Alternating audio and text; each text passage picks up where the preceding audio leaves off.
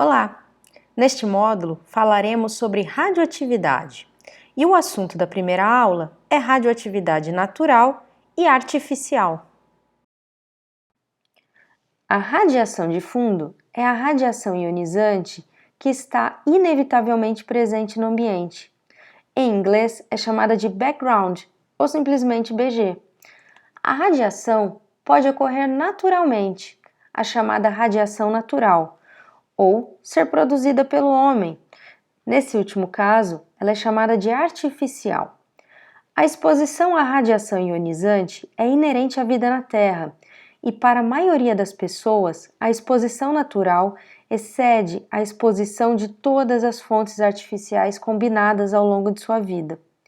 Essas fontes podem ser externas ou internas ao homem, e falaremos um pouco delas no decorrer dessa aula.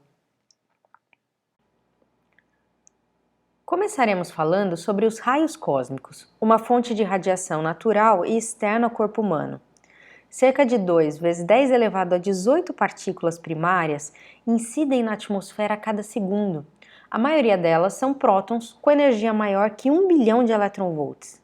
Quando essas partículas interagem com a atmosfera, produzem partículas secundárias, como muons, elétrons, fótons e nêutrons.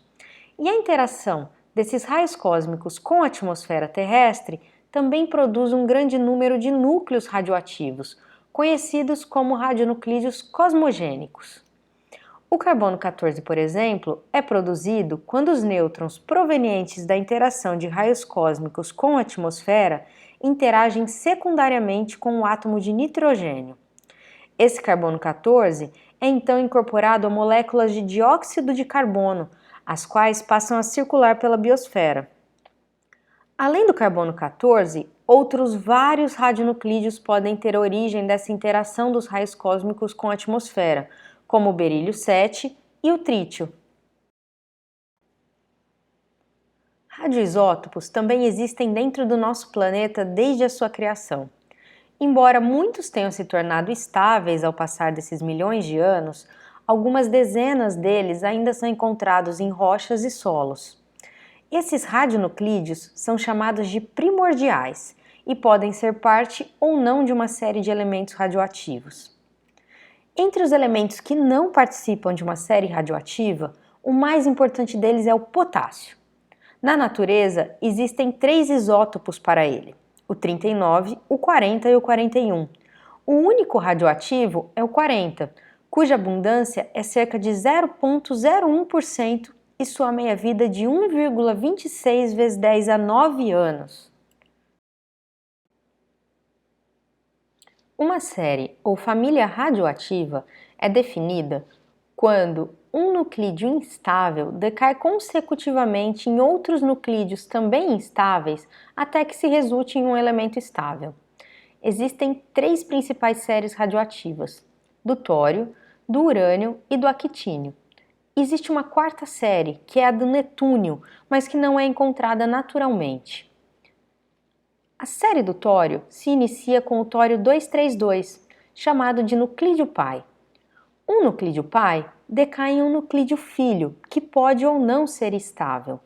No caso do tório 232, o nuclídeo filho é o rádio 228, que também é instável e decai em actínio 228. Repare que em séries como esta, o nuclídeo pode ser pai e filho ao mesmo tempo. A série do tório termina com o chumbo 208, que é um elemento estável. Outra série radioativa é do actínio. Embora ela leve o nome de actínio, esta série se inicia com urânio 235, que compõe cerca de 0,72% do urânio natural e tem uma meia-vida de aproximadamente 704 bilhões de anos. Diferente do isótopo 238, o urânio 235 é físsil e pode ser utilizado para iniciar um processo de fissão nuclear. A série do urânio se inicia com o urânio 238, cuja meia-vida é de 4,5 bilhões de anos, e termina no chumbo 206, que é estável. Das 3 séries radioativas encontradas na natureza, Esta é a mais longa. Repare que as 3 séries terminam em um isótopo estável de chumbo e todas elas produzem algum isótopo do radônio, que é um gás nobre. E nos 3 casos, estes isótopos são emissores de partícula alfa. Mas em especial, o isótopo 222 do radônio é o que tem maior tempo de meia-vida, igual a 3,8 dias. Em especial, o isótopo radônio 222 é importante do ponto de vista de exposição interna quando inalado. Estima-se que ele seja o responsável por cerca de 55% da dose de radiação que o ser humano recebe ao longo de sua vida. Outro elemento importante, que comentamos em um slide anterior, é o potássio 40, que é um constituinte natural de plantas e animais. Quando ingerido pelos seres humanos, ele se torna uma importante fonte de exposição interna. Aqui temos a dose média anual que um ser humano recebe pela exposição à radiação natural de cada uma das fontes que falamos. Em média, 1,26 milisievert é a dose que recebemos por ano pelo simples fato de respirarmos. Recebemos também, em média, 0,29 milisievert pela ingestão de radioisótopos presentes na água e nos alimentos. A radiação terrestre contribui em média com 0,48 milisievert e os raios cósmicos com 0,39 milisievert. Ao todo, recebemos cerca de 2,4 millisieverts de radiação natural de fundo por ano. Note que estes números podem variar para algumas situações, e alguns grupos de pessoas podem receber uma dose anual de até 20 milisievert.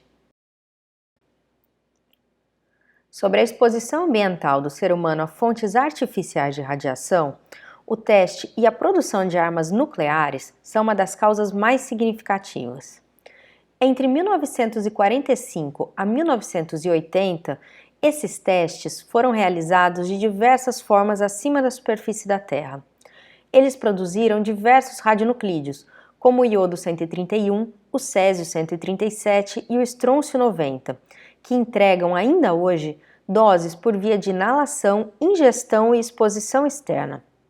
Para testes realizados na superfície da Terra, uma parte dos detritos radioativos é depositada localmente, mas ela pode ser levada até milhares de quilômetros quando está a favor do vento, o chamado fallout. Outra causa de exposição ambiental por fontes artificiais é devido à geração de energia por meio nuclear, que abastece cerca de 17% do consumo mundial. A exposição do público a esta fonte de radiação varia muito com o tipo de reator. Todavia, ela pode acontecer durante todos os processos do ciclo de energia nuclear, como a mineração, enriquecimento do urânio, operação do reator nuclear e os resíduos gerados nestes processos. Há também outras fontes de radiação artificiais que contribuem em parcelas menores para a radiação de fundo. Os radioisótopos, que são amplamente utilizados na indústria, medicina e pesquisa, podem gerar exposições a partir de quantidades vestigiais liberadas durante sua produção, uso e descarte. Os acidentes nucleares são outra fonte de contribuição à radiação de fundo, como, por exemplo, os casos acontecidos em Chernobyl, Fukushima e Goiânia. Como vemos nessa planilha, a contribuição de fontes artificiais para a radiação de fundo é cerca de 0,005 milisievert, que é muito menor do que a dose cedida pela radiação natural. Além da radiação de fundo, outras fontes artificiais também contribuem com a dose média que o ser humano recebe anualmente. Exposições médicas para diagnóstico e terapia entregam uma dose média de 0,6 milisievert ao ano. Exposição ocupacional, ou seja, a exposição durante a rotina de um trabalhador, entrega uma dose média de 0,005 milisievert ao ano. Itens de consumo também podem expor indivíduos à radiação ionizante, mas sua contribuição para a dose anual média é irrisória. Se somarmos todas as possíveis fontes de exposição do ser humano à radiação, temos uma média de 3,1 milisievert por ano.